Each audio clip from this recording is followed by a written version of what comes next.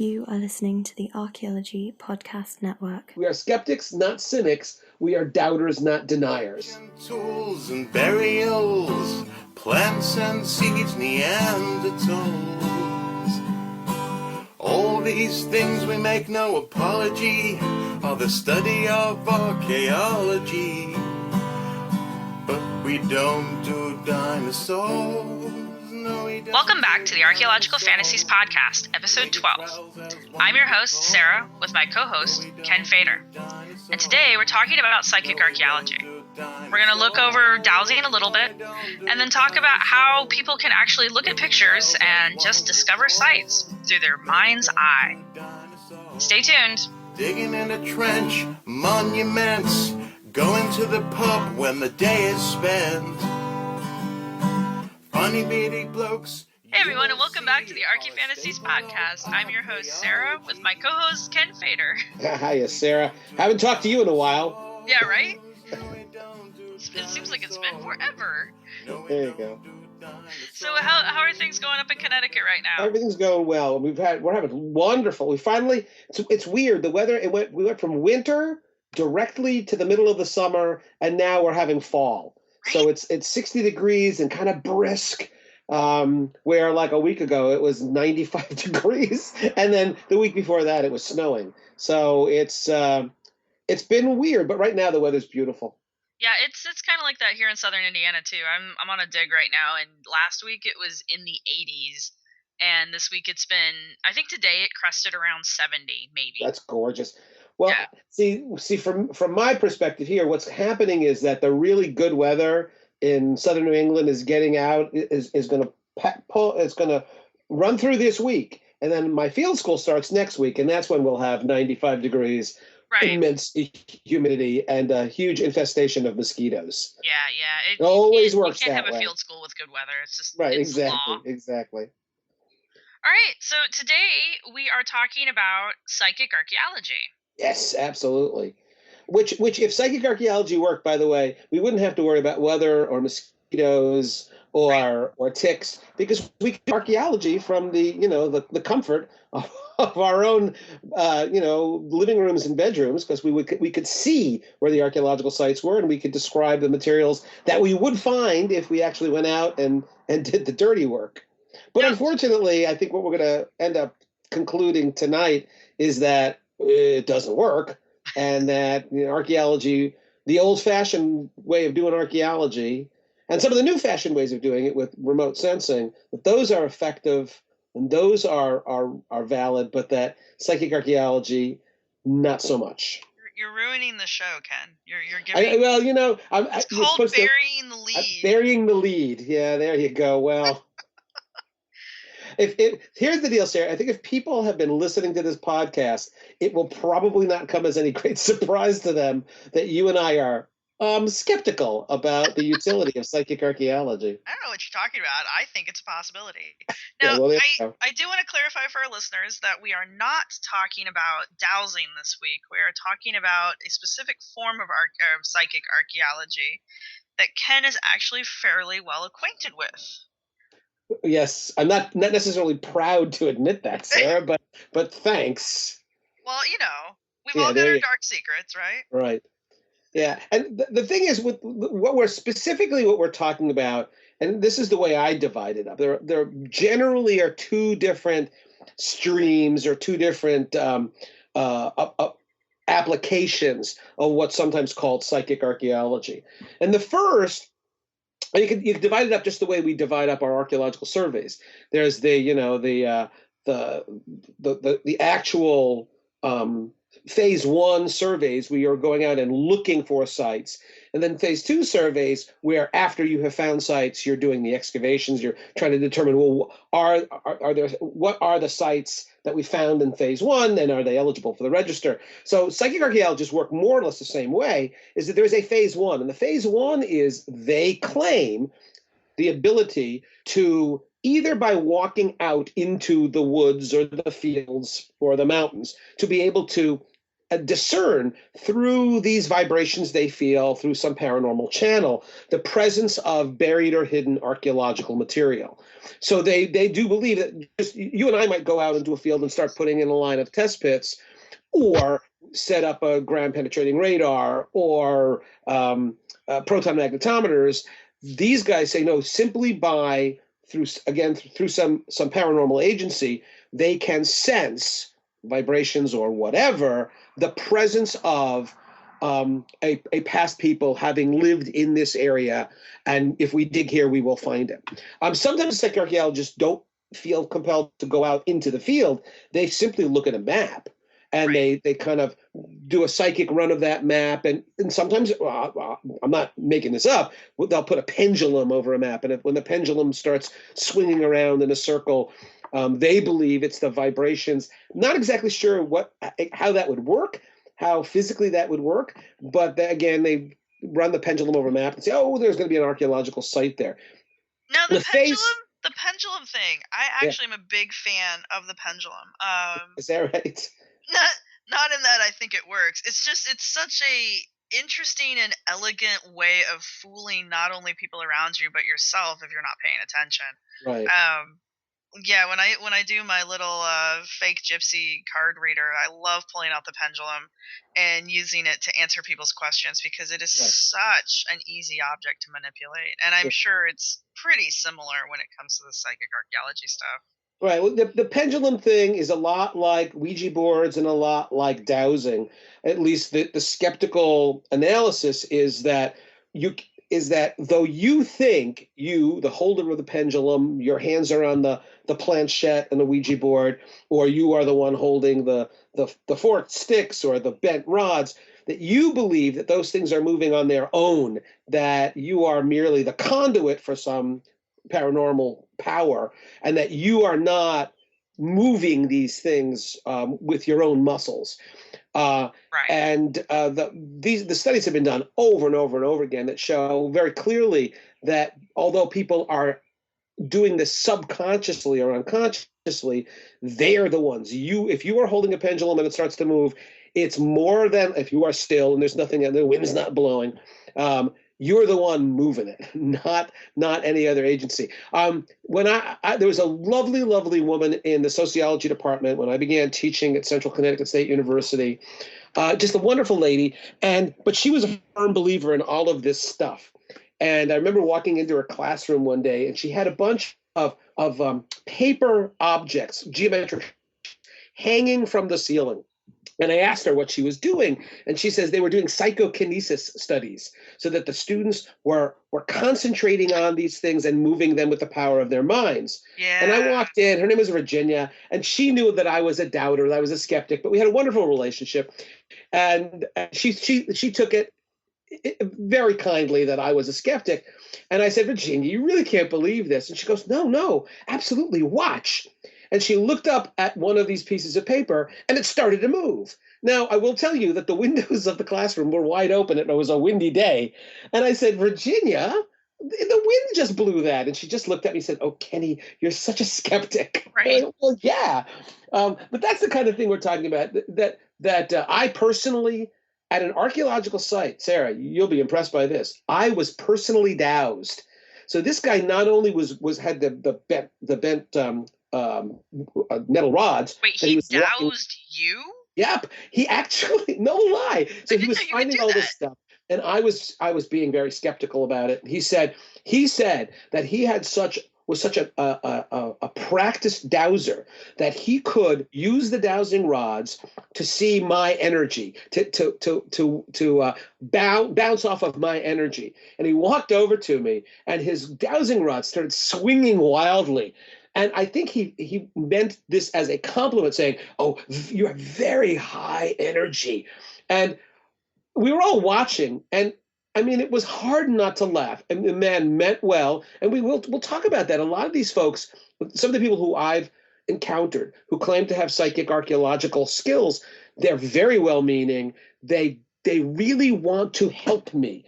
They're not trying to scam me. They don't want me to pay them money. They think they can be useful and helpful. And this guy, I think, was the same way. But you could, if anybody watching could see very clearly, he was moving his hands back and forth. And I said to him, he said, you see what I'm doing? I said, you're moving your hands.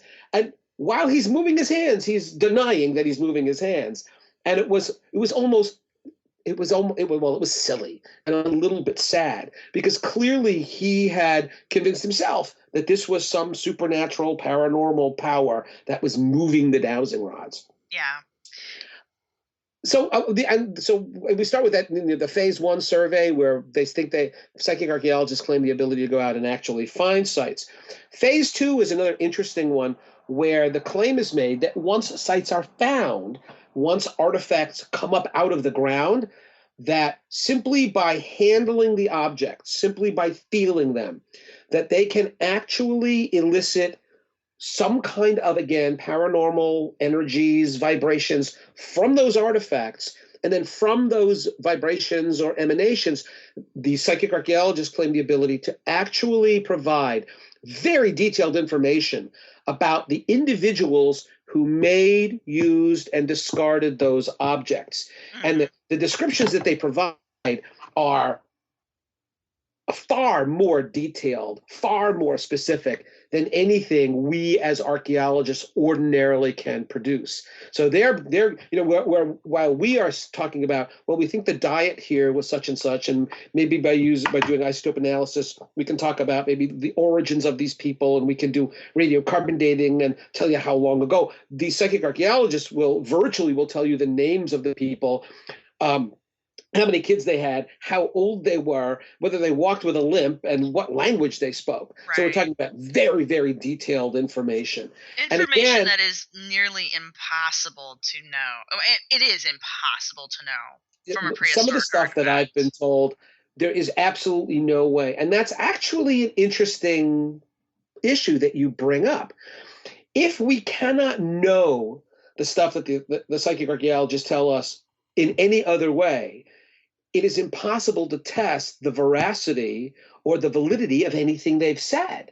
And if you look at read anything about the methods of science, and one of the keys, one of the linchpins is for something to be scientific, it has to be testable.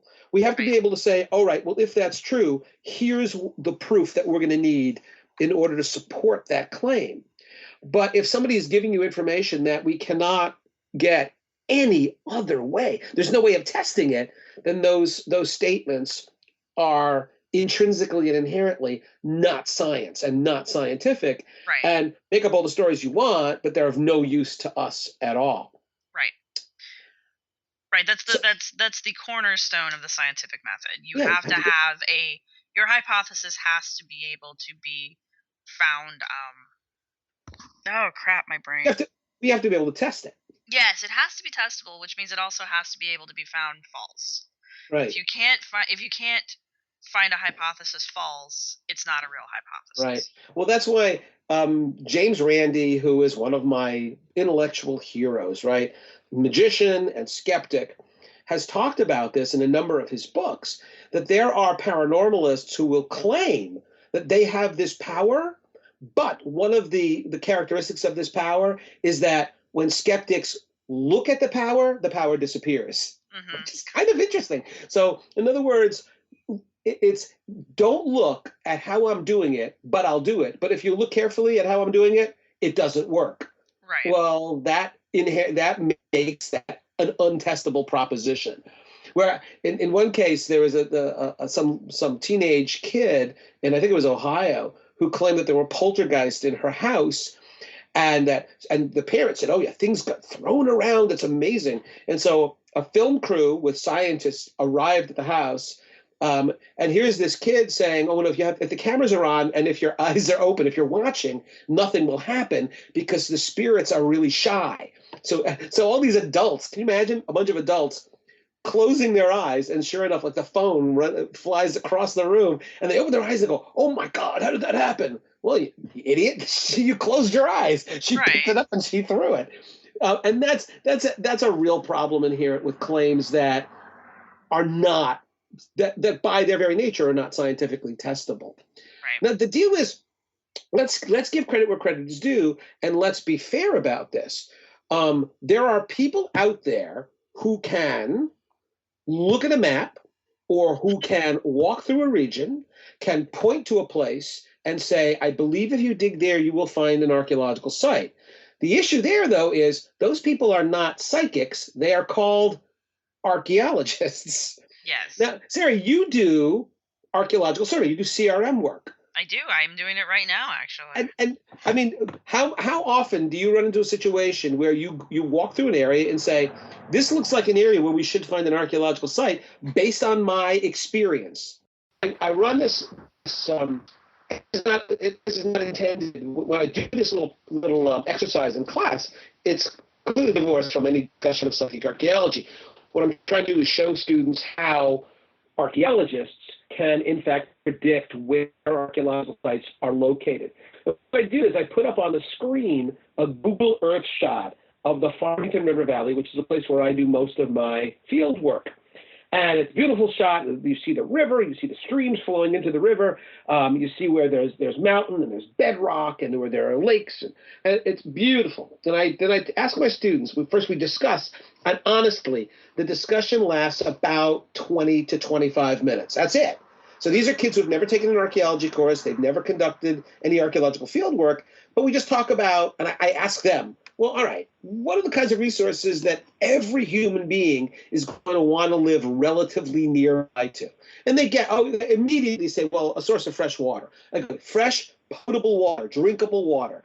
And where do you find that? And kids always, they're smart. They know springs, streams, brooks. Okay, we got that list. Now, what else? And then kids start thinking about, well, if they're a Stone Age people, we could put those in scare quotes. Well, they're gonna want to be pretty close to where there's a good source of lithic material, of rocks. And so I tell them, okay, well, on that map, those are basalt ridges, and the basalt was used by ancient people, so that's a good source. Mm-hmm. And then they'll think, well, they won't live too far from wood, because wood is important for fuel, for their fireplaces, but also as a construction material. And of course, they want to be where there are animals, because if they're hunting animals, they want to be where the animals are going to be, and the bones are useful, the antlers are useful, the hides are useful, along with the meat. And and a river is a good way of moving around before there were highways, and so people might want to live in close proximity to a river. And so we go through all of this, and then I'd say, look at that Google Earth aerial photograph that's up on the board. Where would you think where would it be smart for an archaeologist to dig if they were looking for the archaeological sites, the remnants of the folks who were exploiting those resources? Mm-hmm. And students will put dots up there. They will point to areas with a laser pointer. And the cool thing about that is, invariably, a number of the students will point to places where, unbeknownst to them, I've already dug and found archaeological sites. Now, those kids are not being psychic.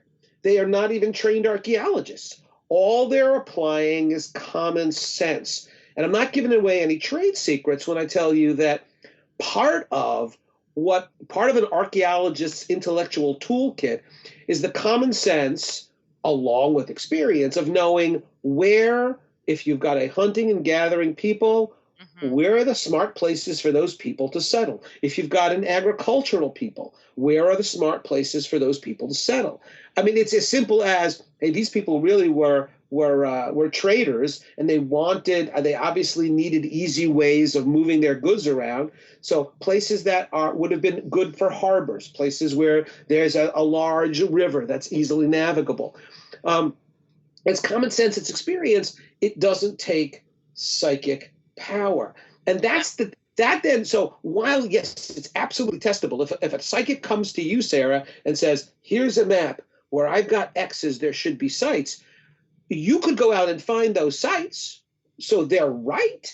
The problem is, how did they figure out where those sites were to be located? Was it psychic power, or was it something as simple as, well, it's common sense. It's where people are not going to live on a very steep slope. People are not going to live very far away from a source of fresh water, if there are good rock sources, if there is a good source of fresh water, if there protection from enemies, protection from the elements, people are going to be attracted to those places. They're going to live there. They're going to lose stuff, make stuff, put stuff away for safekeeping, throw stuff away, and that's where we're going to find it. So it's not surprising to me that somebody with a little bit of common sense can point to places where, yeah, we'll find an archaeological site. But it's going from there to the conclusion that, well, that was psychic or paranormal. That's where I think the argument breaks down. Yeah, and I don't think people understand that you and I are very trained at it. And so, we're trained to see these things. And Right. just experience will get you that. And that's where the dowsers come in. And a lot of people who are doing the, not necessarily the walkouts, but looking at pictures, people who are familiar with the region that they live in and who are even remotely familiar with the cultures that existed in prehistory Right. in their area tend to have kind of a leg up when it comes to picking these sites out, because they just have they've picked up this knowledge kind of ambiently, and sure. and they're applying it. So they're fooling themselves into thinking they're psychic when really they're using knowledge that they already possess to make decent guesses. Right. And if you live in a site-rich area like out west, I know there's a lot of great stuff just kind of laying around out there. Right. I don't know how the site density is up in your guys' area, but when every now and then sometimes you get a really great area where you throw a rock and there's going to be a site. Right. And Right. it's easy to be psychic in areas like that because you can just point anywhere and you're going to have a site. Yeah. I mean, I think after all, what is intuition other than simply experience and knowledge and Exactly. being smart? Exactly. It's really not psychic. It's my intuition says this, but what is that based on? It's based on a lifetime of experience. It's based on, what you've read and what you've seen. Now, again, I'm not in all of the cases that I have personally been involved in. That's not a whole lot, and all the stuff that I've read, I don't think I've run into a lot of scammers, people who know what they're doing and they're trying to fool me into thinking they're psychic. Right. I think that they truly believe, honestly and sincerely, that they have a gift. Yes. And that makes them feel good, that maybe they can help an archaeologist out. However, whenever that gift is tested in a way that we really are in control test, it's not borne out. I will tell you that the one time I had my own field crew convinced that I was psychic. We need to go to a break real quick, and when we come Sure. back, you can tell us how you're psychic. I'll tell my psychic story. And I knew you were going to say that.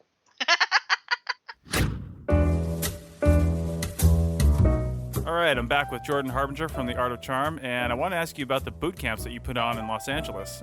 We've talked a lot about what's on the Art of Charm podcast, but what can people expect from attending a live boot camp? Sure. So people come in from all over the world and attend our boot camps in Hollywood, California. Right now, we've got guys from Denmark. We have a guy from China, which is kind of random, not the usual, and all over the U.S., Canada, UK, and even Australia, which is great. And the men's version is actually residential. So they stay in the house that we have. We have a sweet 3-story house with a gym on the roof, and it's our classrooms Nice. in there and stuff. Yeah, and so what we do is we teach nonverbal communication, vocal tonality, body language, eye contact, how to exhibit confident nonverbal communication, how to actually read it in others, a little bit of negotiation persuasion type of stuff so that you can deal with difficult people, a lot of sort of hacks with human behavior. And then we drill it and film you in interactions with other people. And we're like, okay, this is what you're doing right. This is where you need improvement. And then we bring you out during the day and at night. And we also have coaches go out with you then too. And then you get feedback and we sort of fine tune all of your interactions. And it's not trying to get you to become a weird like fake version of you. We're actually subtracting. So we're not adding things onto your personality. We're subtracting things that you do, like weird little tics that you probably wouldn't do if you were comfortable, weird little flavels that you do and say when you're nervous, or when you're trying to get something from somebody, or when you don't know what to do. And we kind of iron all of that out. So it's if you've ever used a foam roller, it's kind of like a foam roller for your personality. And I wanted to point out too, this isn't just for guys looking to hook up with girls, as you say. One of the last podcasts I listened to from the Art of Charm, there was a alumni on there that was mentioning, I mean, he's been married for like 20 years. He's got, 3, 4, 5 kids. And he went down there and it changed his life. He just wanted to be a better person. Yeah, exactly. It's not about hooking up with girls or guys or whatever. It's not about dating exclusively. It overlaps in every area. And, if you listen to the podcast, you've heard guests from one of our recent guys he's a Canadian intelligence agent. And he talks about how to read people and how to use rapport and build confidence socially for his purposes, and how that overlaps to civilians. And we've got all kinds of stuff from like, here's how to get people attracted to you, all the way to here's how to negotiate the price of your car. I mean, that's anything that has to do with applied human psychology. It's on the show, and it's what we teach at our boot camps at our school. Nice. Well, that sounds great. In the meantime, check out The Art of Charm wherever you get podcasts, and at www.artofcharm.com.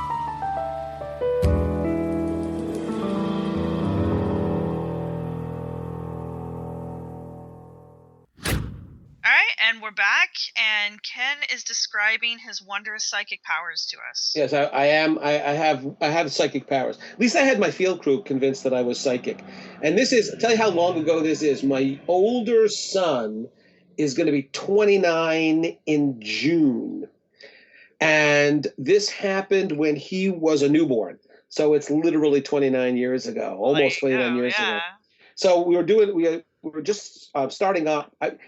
This was not a particularly psychic move on my part to organize, to put together a site survey that was going to take a lot of time and effort, that started almost exactly on my older son's due date. That's something. I was missing something there. But anyway, so the first, Josh was born, and the first couple of weeks, I was out in the field intermittently with my crew. I had a really experienced crew. I had folks who had a ton of experience, and I trusted them. But of course, I had to be out there at least some of the time to direct the survey. But on days that I wasn't there, they would come to the house on the way from campus to the area where we were excavating. It was on the way. They would stop at my house, and we would sit down with maps and kind of scope out the plan of attack for the day. And then they would go there. They would go off to the field, and they'd come back at the end of the day. Again, stop by the house, coo with the baby, say ooh, coochie coochie coo, and then show me some of the stuff that they had found and show me the maps. And the day in question, we were doing this was People State Forest, which is a state forest up in northwestern Connecticut, and there was this narrow kind of peninsula that was surrounded by private land, but this peninsula belonged to the state. And so there was a little bit of room for a transect, and there was a stream through it, and there was a flat area, and part of it was protected from the weather which comes in from the west.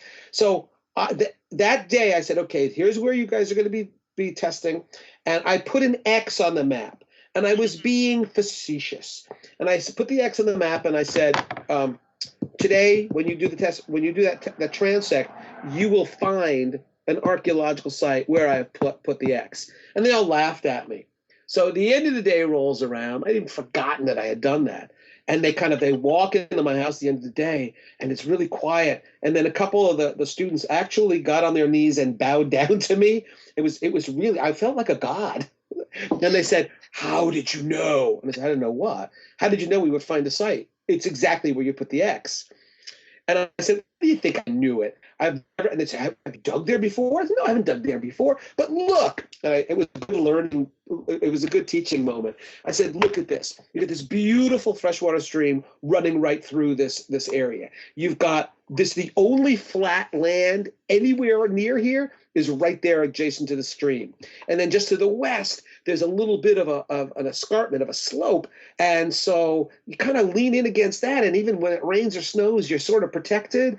There's a bedrock outcrop over here. I said, if you did not find a site somewhere near where I put the X, I would have been shocked based on the work that I've done previously in the area. And that kind of stuff happens to archaeologists all of the time. Yeah. And no, I absolutely deny the possibility that I'm unaware. I'm subconsciously applying psychic power. No, I'm just using common sense and experience.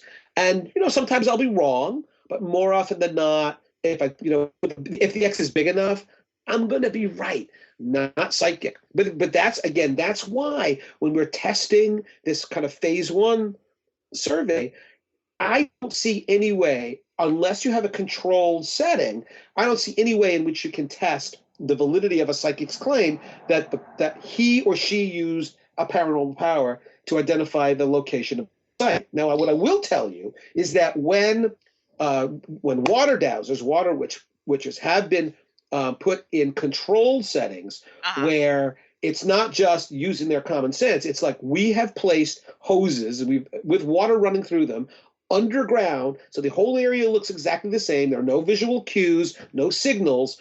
Now find the water in those hoses. And they say, oh yeah, no problem, we can do that. They invariably fail. Under those controlled instances, they fail utterly. They can't find something if there aren't these other visual cues and signals that they use all the time, perhaps subconsciously, to find water. And when psychic archaeologists have been tested, it's the same thing. If instead of just a general go out there and find sites, it's here's a field, we've buried something, you can find it with a metal detector, you can find it with a proton magnetometer, we want you to walk over that field with your dowsing rods, we want you to walk over that field with your super radar sneakers or whatever power you've got, and tell us exactly where those materials are. And when you have those kinds of controlled circumstances, they just can't do it. They fail. Their success rate is exactly what you'd expect on the basis of chance. Now, I have worked with archaeologists, actual trained archaeologists, Sure. who believe that dowsers and witchers really can find sites. And the first person I worked with who believed that, she didn't give me any explanation as to why she believed it. She just said that they were more accurate, or they were as accurate as a trained archaeologist. And I'm just kind of like, but that doesn't mean that they're psychic or that the witcher is witching is working. The other gentleman that I worked with who believed in it said that he thought that there was an actual scientific explanation. And he said that the rods themselves were picking up on the low-grade magnetic field of archaeological sites and archaeological artifacts. And I'm just like, that's kind of how a magnetometer works, but that's not. I mean, what are these rods picking up from? I mean, copper's not magnetic. How is it picking up a magnetic vibration from something that's 9 feet in the ground? I mean, how is that even possible? Yeah. Well, especially when you test it, it doesn't work. Right. When it's tested under controlled circumstances, it doesn't work.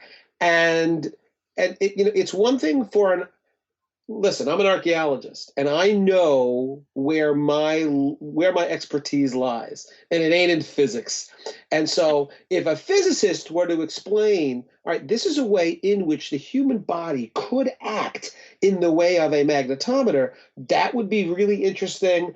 But I have never heard a physicist say, yep, that could happen. Listen, their animals have amazing abilities, and that's true. The ability to pick up the Earth's magnetic field. And honest to God, I was watching a show yesterday in which apparently there are folks who are claiming that dogs, and they claim this is statistically significant, that when dogs take a crap, they align with the Earth's magnetic field. And they always face north or something like that. Yeah. Now, when they actually tried this in a controlled situation, it didn't work at all, and the dogs just kind of went to the bathroom wherever they felt like it. But apparently, there are people working on that. So, listen, never say never. If we could show that there was some, now this would not be paranormal. This would not be supernatural. It would be some intrinsic ability on the part of people to pick up something magnetic. But I don't know, man, stone tools are not magnetic. Ceramics are not magnetic. So, Right. so the deal there is, listen, if you really believe this works, write a paper, get it published. Let's get some peer review, and then we can talk. But otherwise, these are just anecdotes. They're stories about how, well, I saw a guy once. Yeah, well, that's not, again, that's not the way science works. You may be convinced of it. Your experience may tell you that something's going on, but science needs a lot more than just so stories. We need evidence and an explanation as to how it works. And I've never seen anything like that. Well, and we're constantly, you and I are constantly saying, show me the evidence, show me the evidence.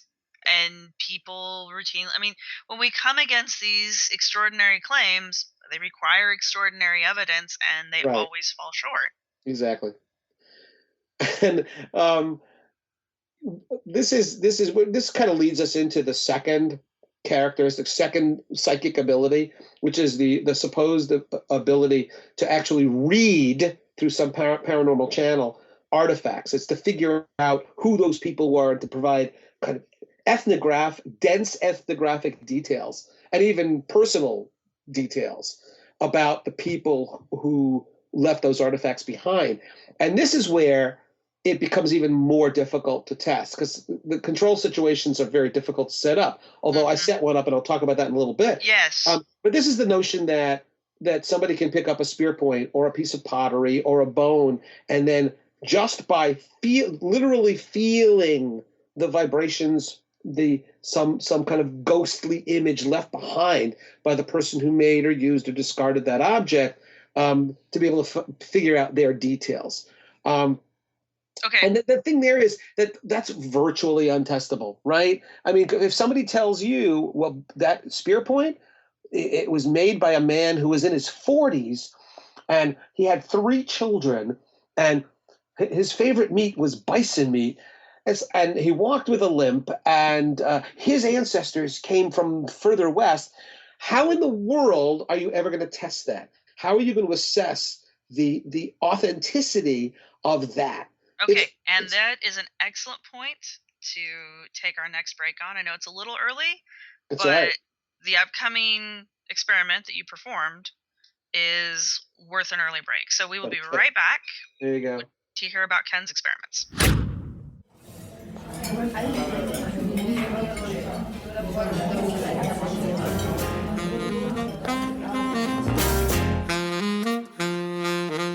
The Archaeology and Ale podcast presents a monthly series of lectures on all aspects of archaeology. These lectures are part of the Archaeology in the City program, hosted by the University of Sheffield in England, and are held at the Red Deer pub near the end of the month. The podcast can be heard a few days later. Check out the Red Deer if you're in the area, or find this podcast on iTunes, Stitcher Radio, and at www.archaeologypodcastnetwork.com. Now let's get back to the show.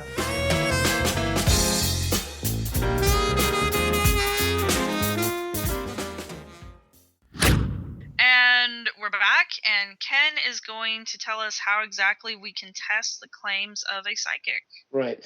Now, let me preface it with 2 statements. Number 1 is the person who I tested was a very, very nice, authentic, and sincere man who felt that he had psychic abilities.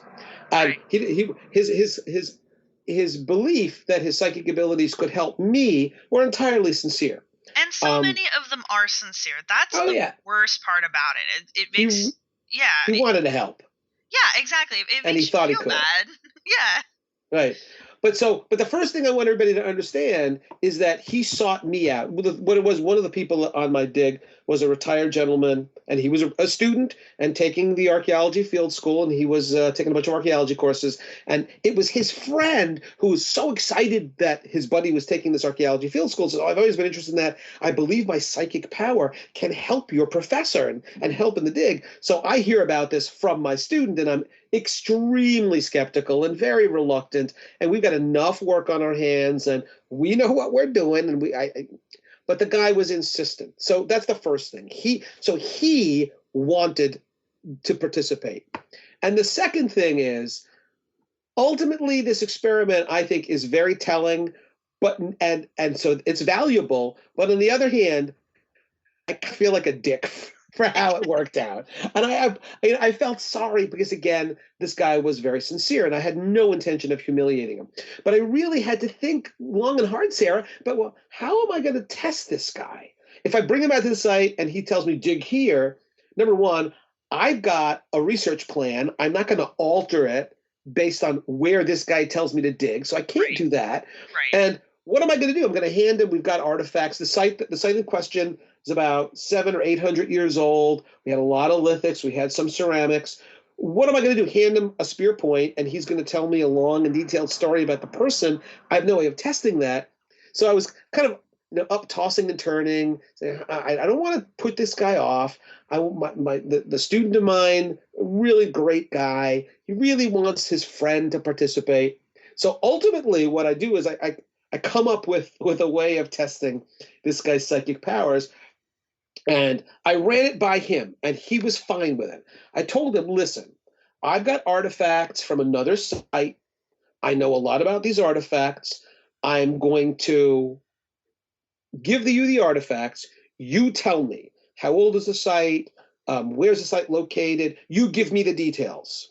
And he said, oh, he definitely could do that. And the first thing I did was I took the artifacts, individual artifacts, and I wrapped them up.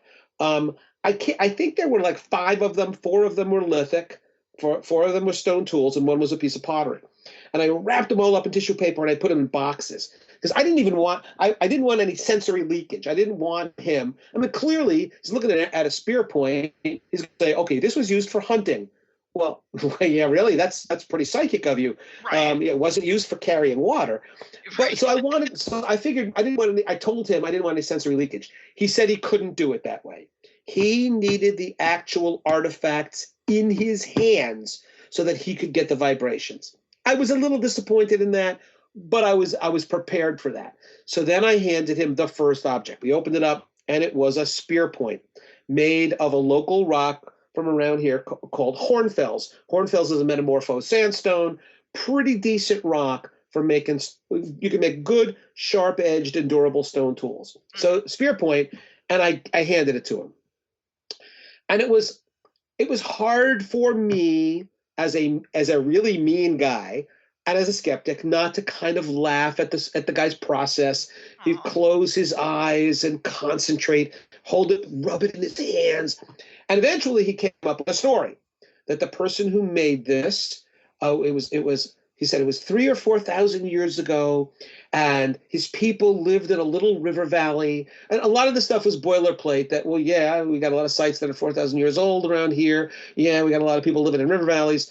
But then he gave me some details about how the person, I remember very clearly, he had long, lustrous black hair. Like, okay, yeah, Native Americans around here, that's probably right. And he wore buckskins, but then he went into the details of how he was married, and he had 3 children, and one of them died young. So there were a lot of details in the story. And I held my tongue, and I said, okay, that's very interesting. And here's the next thing. And we went through every one of the artifacts, and he told me a very detailed story. And of course, when it came to the ceramics, pure sex role stereotyping, that belonged to a woman and she had made this and whatever. Yeah. Now, here's the deal. By the time he was done, and I think he was very pleased with himself. He thought that really he had passed the test because he gave me a lot of details. And any of those details could be true. There's nothing ridiculous about the details. He didn't tell me, oh, this guy, he hunted brontosauruses. I mean, there's nothing like that. It all kind of fit within a general knowledge of local Native American sites in the area here in southern New England. Right. But there was one thing that I didn't tell the guy until the very end, and I felt so guilty is not the right word. I felt kind of guilty when I gave him the truth. And the truth was, I said, look, I know for a fact that all of the details you've given me are wrong. Yeah. And he kind of stopped and said, well, what do you mean? And I said, well, here's the deal. I teach a course on this campus in experimental archaeology. And in that course, we do lithic replications. We make stone tools, we make pottery, we make baskets. And so I have some ability. I am not an expert in lithic replication or in ceramic replication, but I have some skills in it. And what I have to tell you now is that every one of the artifacts that you just read psychically and made them out to be thousands of years old, and you give me the details of the Native Americans who made them, every one of those artifacts that I handed you, I made within the last 6 months. Mm-hmm. And he was absolutely quiet and crestfallen. And that's when, again, if Guy was a bad guy, if he was an asshole, I would have felt, ha. But he wasn't. He was a nice fella. He really wanted to help. And then ultimately he did what so often happens when, under these test circumstances, paranormalists, psychic, archaeologists, whatever, are proven wrong or they're unable to perform, is he came up with an explanation, a rationalization. And his rationalization was, okay, probably what happened, he said, was that because I handle genuine artifacts, those emanations and vibrations are on my hands. And so when I make an artifact, those vibrations are transferred to the replicas that I make. And that's what he was picking up, because those vibrations were so powerful. God. Now, I mean, talk about rationalization. And, you just kind of, at that point, you shake your head and you go, well, we're going to have to agree to disagree. I think what this means is you failed the test. As much as, you think you passed, you can pass these tests. In this case, it's kind of an epic fail. I mean, if you had said, when holding these artifacts, whoa, the guy who made this is about 5'6", and he has curly hair, and he's an overeducated PhD in anthropology, then I would have said, wow, that's pretty impressive. But that's not what he said. So what he was doing is what I think all psychic archaeologists do, and ultimately they are trying to read the details of an ancient way of life from these artifacts. Is what they're doing is what they've heard, what they've read. That's the stuff that comes to their minds. Yeah. And one of the things about that's really interesting is if you look at the history of psychic archaeology, the psychic archaeologists of any time period invariably describe an ancient culture by handling artifacts in a way that reflects the biases and inaccuracies of the kind of common and popularly understood reconstructions of that time period. So when psychic archaeologists in the late 19th century were handed Mousterian tools, Neanderthal tools, they would talk about these brutish and not told what they belong. They're not told they were Neanderthal, but they recognize them as Mousterian because that's a very easy thing to recognize. They always described the people who made these tools as brutish and ape-like and not very intelligent and hunched over. And Right. The thing is, we now know that psychic description, which matches what a lot of professionals believed at the time, that was absolutely wrong. Right. Because psychic archaeologists never come up with an explanation that 20 years from now, the real scientists say, wow, that guy had it right. It's always that they're a captive of their own period of time. And so what they describe is invariably a reflection not of any true psychic vibration, but it is a reflection of what everybody else during that time period, or what a lot of people during that time period, those biases and inaccuracies. And I think that's telling. That shows that what they're doing is they're reading, they're hearing what people are saying, and they come up with a story that, from the perspective of people in that time period, seems to make sense. Well, and I think a lot of this is especially the more cinematic versions of these. I really think that's affected by the television and what people are seeing on popular cultural television right now, and things like that, because they're seeing these things and they're taking them to be gospel, and so when they close their eyes and they go into their trance, I mean, yeah, your imagination's going into overdrive, and sure, you're probably getting some subconscious pictures and some happy feels. But Right, what's really happening is your brain is just selecting images from things that you have seen and heard and read and right, trying to piece them all together to make a story that makes you feel good. And as right, soon yeah, as you feel good about it, you're like, this is my psychic reading.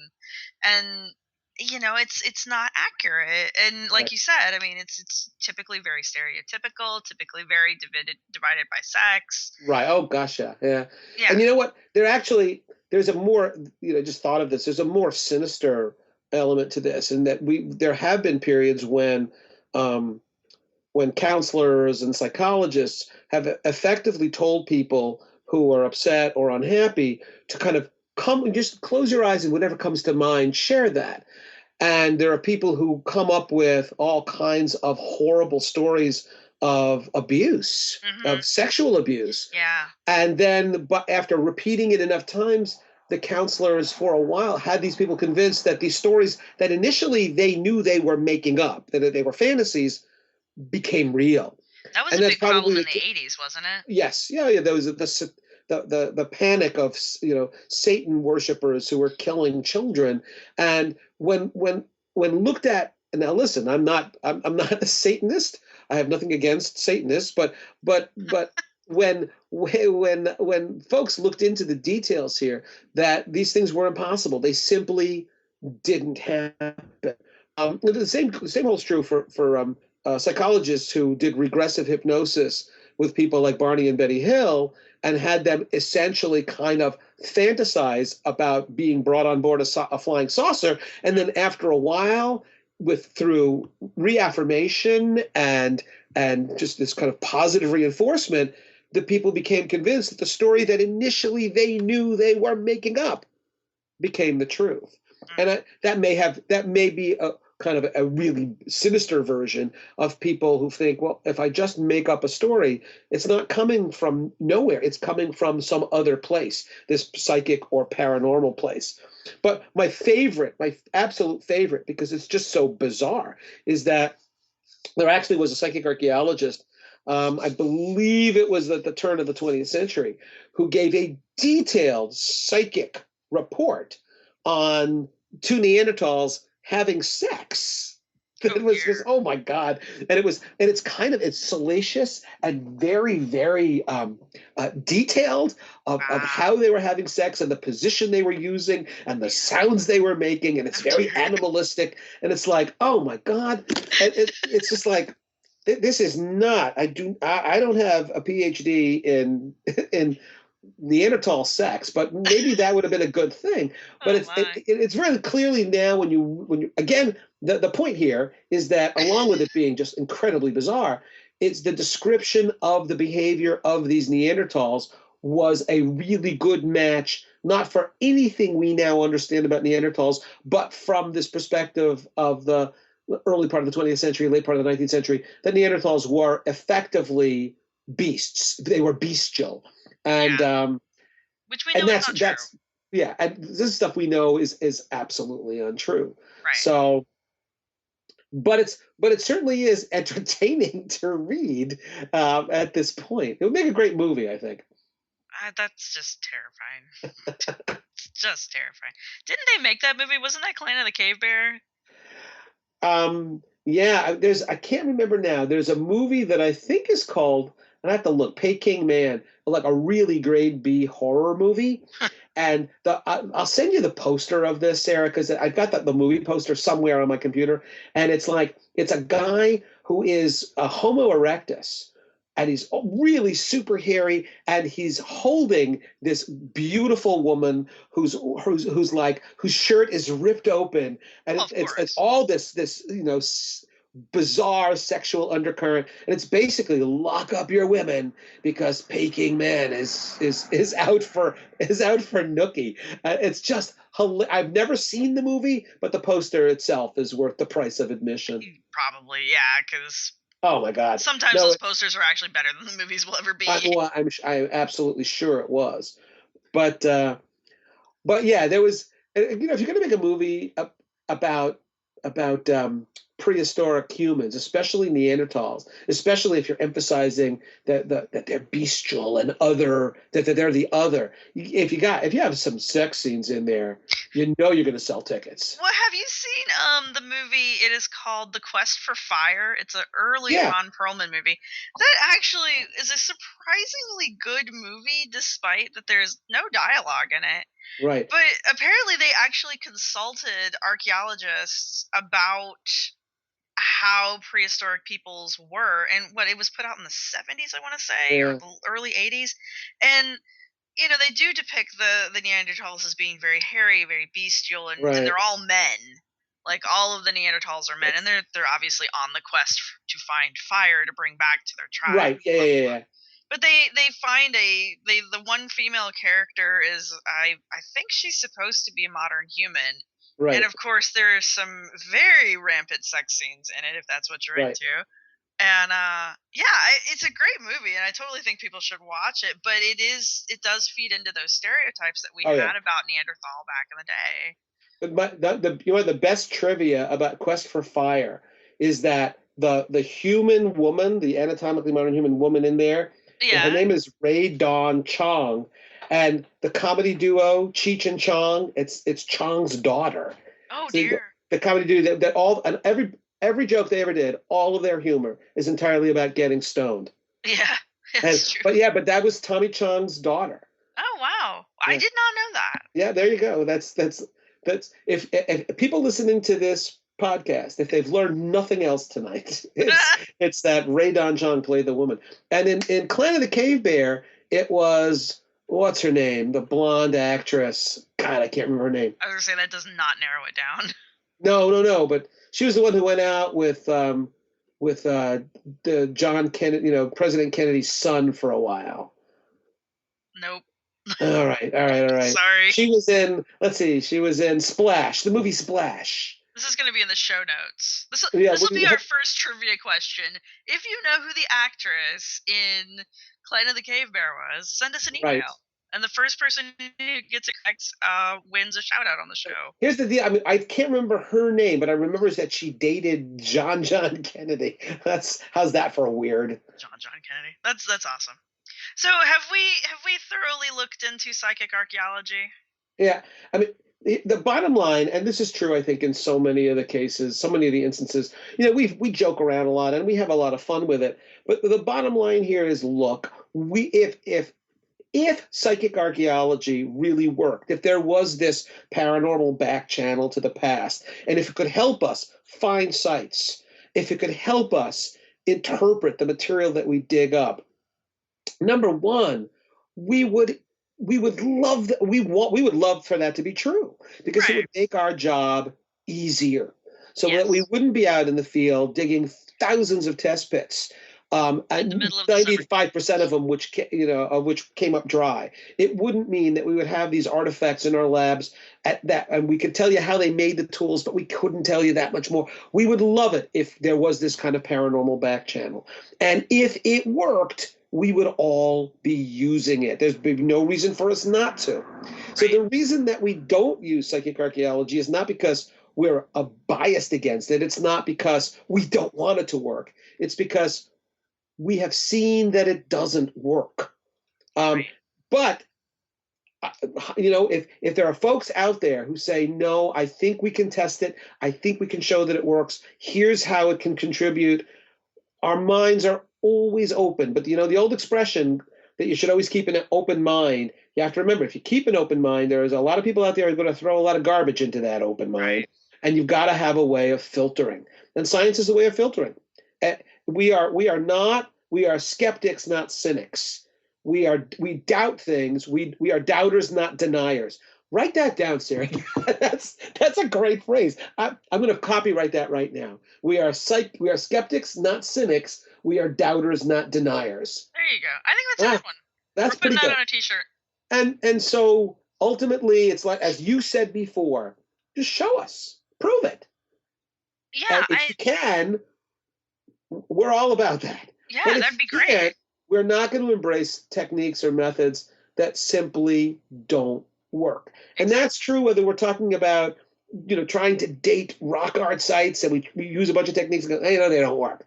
So until somebody perfects that, we're not going to use those things. That's no different from somebody saying, I can take a dowsing rod, or I can simply handle an artifact and help you guys out. If you could, we would embrace you, but we don't think you can. Yeah. So that was our show on psychic archaeology. Fantastic. Great fun. It was a good, I think this was a great topic. I can't wait to hear the feedback from people about it. Yeah, so thank you, Ken. Hey, this was great, Sarah. Have fun digging those test bits, because I don't think any psychics are going to come along and let you can sit on a chaise lounge while they that point would be out. nice. That would be nice. They can come find my sites for me, and I don't have to worry about the mosquitoes and the ticks. Yeah, I'm right now writing down and going to copyright. Copywriting that phrase. Cynics, there you doubters, go. not deniers. Yeah, so it's great fun, and we'll talk to you soon. All right, man. See you later. Bye. Bye-bye. No, we don't do dinosaurs. No, we don't do dinosaurs. Thanks for listening. We hope you've enjoyed it.